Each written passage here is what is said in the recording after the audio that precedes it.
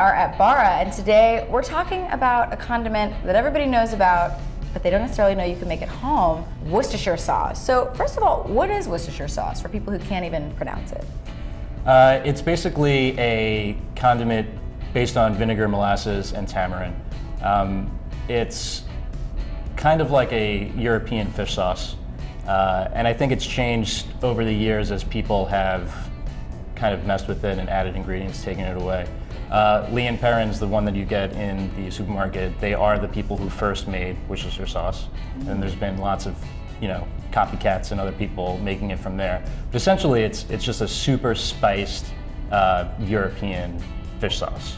And so what do you typically see Worcestershire sauce on? What does it go well with? Because it is such a strong sauce. It's generally used for steaks, used for French fries on the top of those. I mean, people are putting it in Bloody Marys now to pretty great effect.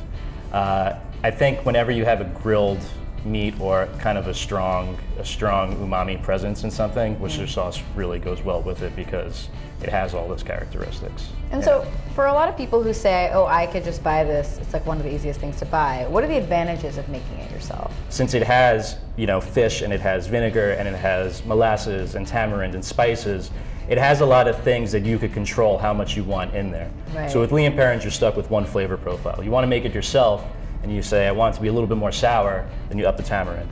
Say, I want it to be a little bit more acidic, then you up the vinegar. You want more spice, then you add more spice.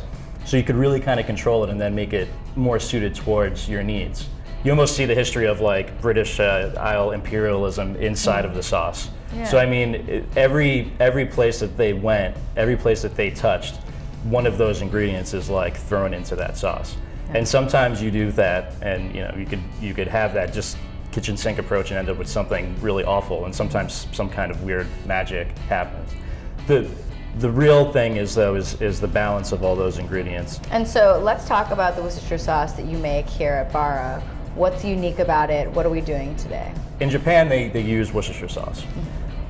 It's almost like a translation thing though, because their sauce that we call Worcestershire, Japanese Worcestershire, is really, for them, they just call sauce. Like the word is literally just sauce. Right. It has a lot of the same elements, but it's thicker and it's a little bit sweeter. So when we were making it here, we were going more towards that route. So we start off with a very thin base, and we let it age for about 3 weeks in the refrigerator. Wonderful. Well, will you show us the steps to making Worcestershire sauce? Yeah, absolutely. So now we're back in the kitchen and we're going to get started making Worcestershire sauce. The base of it is going to be white distilled vinegar.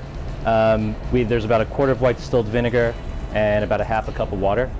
Next we have 2 onions, white onions, Spanish onions, rough chopped. I like to leave the skins on because it actually adds a little bit of color to the finished sauce. This is tamarind.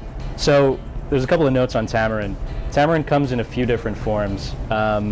You'll see it in a block form like this. Sometimes it's in a jar, which is kind of like this, but cooked down in water. And then sometimes you'll see the pods. Sometimes it's cooked in sugar, so it's sweet, almost like a candy. You don't want that. So you got to look at the ingredients. If you see sugar or corn syrup in there, you don't want that one. You want the one that is just tamarind and water. But the best way to do it is to just find a block. For this, all we do is take this block, cut it to, that's about a quarter of it, and then throw it right into the mixture. And next we have 2 dried chipotles, which is totally not traditional. We just throw it in there for some heat and a little bit of smoke. A couple of salt-cured anchovies, and then 3 garlic cloves. Molasses. This is vinegar and molasses and the tamarind are the 3 primary ingredients. Everything else is just kind of to add flavoring, and then the anchovy, of course. So now we have yellow mustard seeds, about 4 tablespoons. Salt, about 3 teaspoons or so. 1 cinnamon stick. I have about 16 pieces of whole clove. Black peppercorns, about a tablespoon. And then the last ingredient, which is also something that is unique to ours, is this stuff. This is something we make in-house. It's basically a burnt caramel syrup, or burnt simple syrup. It is based off of a common Vietnamese ingredient called nuoc mao, and essentially it's equal parts sugar and water. You make caramel with the sugar to the point where it's almost burnt, where it's just starting to turn the color of like really deep red wine and smoke, and then you throw water into it to stop the process. So that all goes in. We'll bring this up to a boil, then down to a simmer for about 20 minutes. At that point, we're going to put it into a container with all of the ingredients inside of it, and then just let it hang out for a few weeks. And then whenever we use it at the restaurant, all we do is we spoon some off and then strain it out and then leave everything in there to continue to season it as it goes on. You don't want to really use this right away. You want to let it go for at least a week so that everything has a chance to kind of meld together. It's going to taste really, really powerfully acidic if you use it right now. This is about after 3 weeks in the fridge, strained off, comes out looking almost like a soy sauce. And then when we use it in the restaurant, we're going to take this stuff, we're going to reduce it down a little bit and add butter to make it nice and thick to baste our steak with. Thank you so much for hanging out with us and seeing how we make Worcestershire sauce here at Bara Restaurant.